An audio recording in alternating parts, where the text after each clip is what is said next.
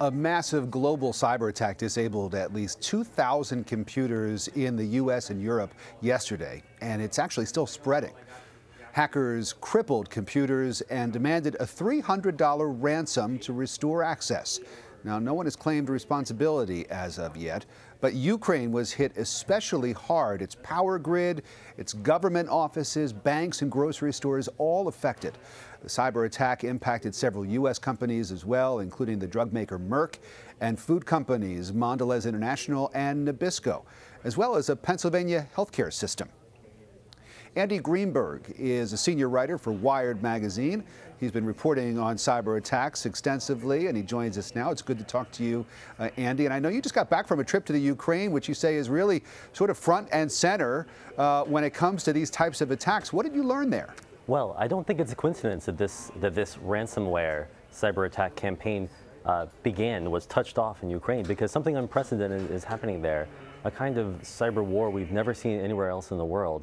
Hackers have undermined pretty much every part of society: finance, transportation. They have shut down banks and government agencies, and twice they've even caused blackouts, which has never happened anywhere else in the world. And who's responsible for it? Who's responsible for it in the Ukraine?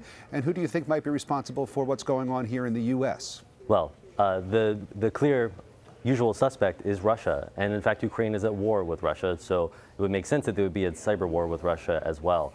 Russia has every motive to make Ukraine look like a kind of failed state, to disrupt the country that they are fighting an actual physical war with in the East.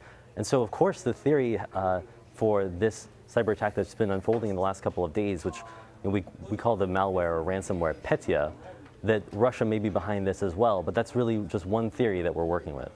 I mean, it's so scary to think about what hackers are able to do in the Ukraine. You talk about the electrical grid cause a blackout and the kind of devastation that could be caused by that kind of thing if it were pulled off here in the United States.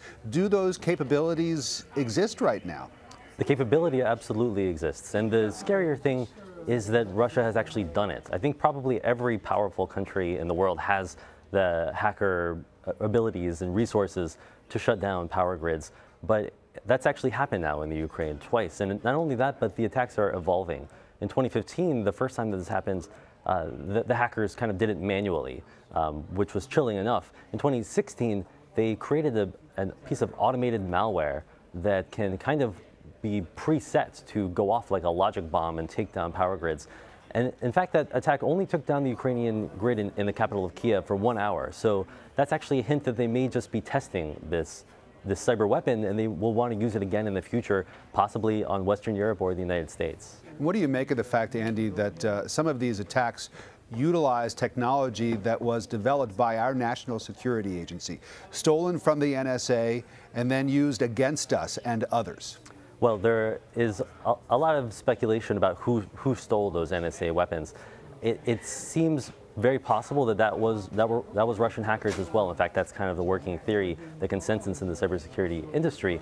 The fact that these hackers would use America's own tools against the U.S. and its allies is really just adding insult to injury. I think it is perhaps another way to embarrass the U.S. government and cast blame when in fact this is actually just the work of hackers trying to cause as much disruption as possible. A developing story and a scary one as well. Andy Greenberg, who has written about this extensively for Wired magazine. Andy, thank you so much. Thank you.